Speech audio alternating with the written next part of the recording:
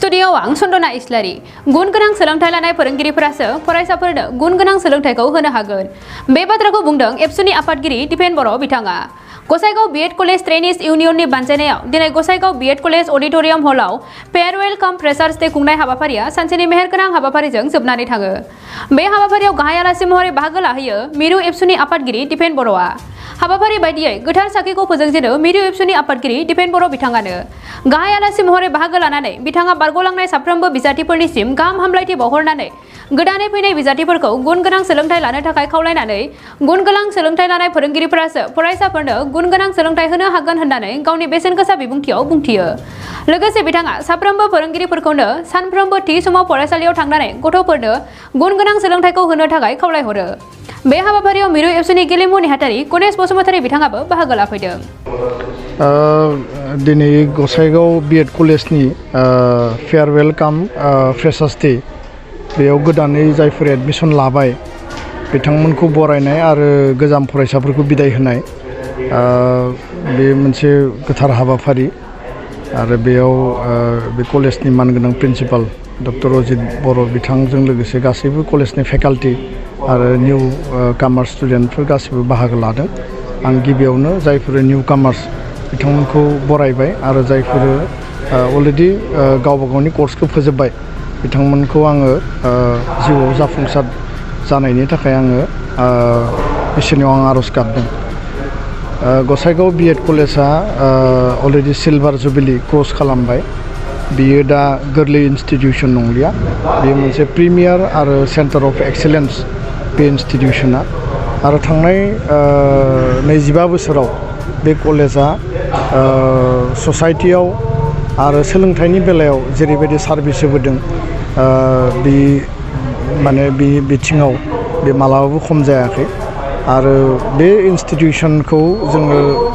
जेरैबायदि आगुनि माखासे जोंनि सोलोंथाइ जायफोर गोनां व्यक्ति बा इन्टेलेक्सुवेल बिथांमोना जि उद्देश्यजों अबजेक्टिभजों गायसनदोंमोन दिनै बेयो जाफुंसार महर मोनदों आरो बे इन्स्टिटिउसना थानायखायसोना जोंनि बे ओनसोलाव थानाय गासैबो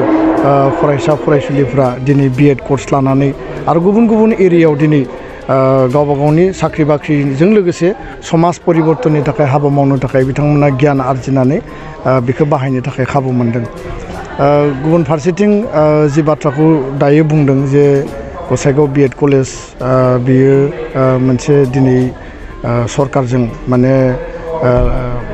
दाबो लाजायाखै बा सरकारा बेखौ प्रभिन्सियेलाइज खालायाखै आरो बेखौ लानानै कलेज अथरिटिनिफ्राय प्रिन्सिपाल बा गभर्निं बडि आरो फेकाल्टिफ्रा जोंजों दुलाराय बर' फरायसा आफादजों गोबां खेब रायलायदों बिटिआरनि चिफ प्रमद बर' बिथांखौ लोगो हमदों आरो जोङो मोनसे टारगेट आरो अबजेक्टिभ लानानै गसाइगाव बीएड कलेज आरो क'क्राझार ल' ना नर्मेलि जोङो बिए बिकम बिएससि खालामो बा एमए एमएससि एमकम खालायो माने टिचिं जबनि थाखाय बा नोङो आदार नोङो प्रफेसनेल इन्जिनियारिं मेडिकेल खालामनाया बे मोनसे आलादा मेटार दा जिहेतु टेटनि बेलायाव टेटआ जाबाय एलिमेन्टारि सेकेन्डारि बा जेरै हायाराव माने नेटनि माने बेबस्था दङ नर्मेल बा फर्मेल एजुकेसनखौ कमप्लिट खालामनायनि उनाव स्पेसियेल नोङो टिचार जबनि थाखाय नोंनो डिएलएड बा बिएड नांगोन बा टेट नोङो क्वालिफाइ जानांगोन आरो बिनि उनाव गोबां मानसियानो क्वालिफाइ जागोन खारन गोबां केन्डिडेटआ बेयाव एप्लाइ खालायो सिलेक्सन जायो खिन्थु जेब्ला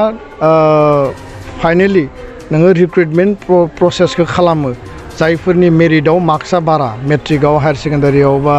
ग्रेजुवेसनाव आरो टेटनि मार्क्स बा नोङो बिएड आरो डिएलएडनि मार्क्स बेयाव कम्बाइन खालामनानै टेलि खालामनाय जायो बेयाव खुनु बेबायदि स्पेसियेल इन्टारभिउ बा माने माबा थाया दा बेखायनो बेयाव जायफोरा मेरिटआव फैगोन बिसोर मोनगोन आरो बेखायनो बुंदों मा जे गासैबो टेट क्वालिफाइडानो माने एखे समावनो बिसोरो रिक्रुटमेन्ट मोनजोबाबो जानो हानाय जायफोर माने क्वालिटियाव आरो जायफोर मेरिटआव फैगोन बिथांमोना माने मोनग्रोगोन आरो माखासेया माने बिनि सम नांनोबो हानाय दा बेखायनो बिथाङा हयथ' बेबायदि सानदों बिथाङा बबे अबजेक्टिभआव बुंदों बिथाङासो बुंनो हागोन खिन्थु जोंनि बाथ्राया जाहैबाय जे साफ्रोमबो टेट क्वालिफाइड केन्डिडेटआ सम आरो परिबेसाव रिक्रुटमेन्ट प्रक्रियानि गेजेरजों बिथांमोना एंगेज जानांगौ जाहाथे बिथांमोना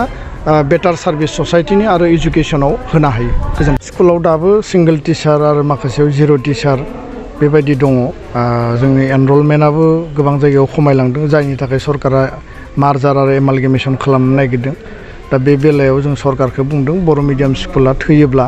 बर' मिडियाम स्कुलनि संख्या खमायगोन आरो जिहेतु जोंनि स्टुडेन्टफ्रा गोजान जायगायाव थांनानै फरायनो उसुबिदा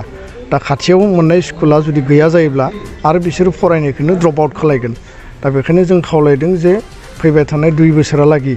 जोंनि स्कुलखौ फोथांफिननायनि थाखाय जोंखौ स्कप होनांगौ आरो मार्जार एमालगेमेसना बर' मिडियामाव जानाङा सरकारा बेखौ मानिनानै लादों आरो टिचार एपइन्टमेन्टनि बेलायाव एलपि एमइ टेट एपइन्टमेन्ट बिटिआर सरकारा माने हायो बिथांमोना आरो बेखौ गोख्रैनो खालामनांगौ आं दाबि होबाय आसामनि बेलायाव जिखिनि खालामनांगौ दङ आसाम सरकारा खालामनांगोन आरो फारसेथिं नोङो सेकेन्डारि लेभेलाव जिखिनि फिलआप दङ माने पोस्ट बेफोरखौ गोख्रैनो मावफुंनांगौ आरो गोबां जोंहा LP ME high school higher secondary TET qualified केन्डिडेटफोर दङ बे केन्डिडेटफोरा स्कप मोननांगौनि थाखाय सरकारा थाबनो इनिसिएटिभ लानांगौ होननानै आं खावलायबाय गोजोन्थों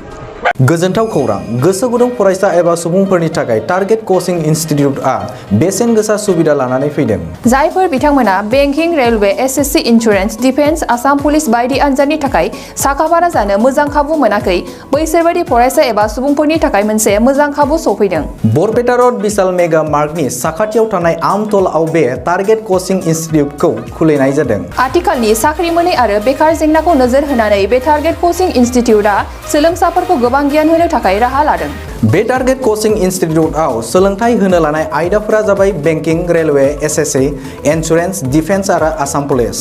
जायफोर सोलोंनो गोसो गुदुं बिथांमोना टारगेट कोचिं इनस्टिट्यूटआव मुं थिसननो एबा गोबां मिथिनो थाखाय 8134097059 एबा 8638961177 जानबुं नाम्बाराव जगाजग खालामनो हागोन।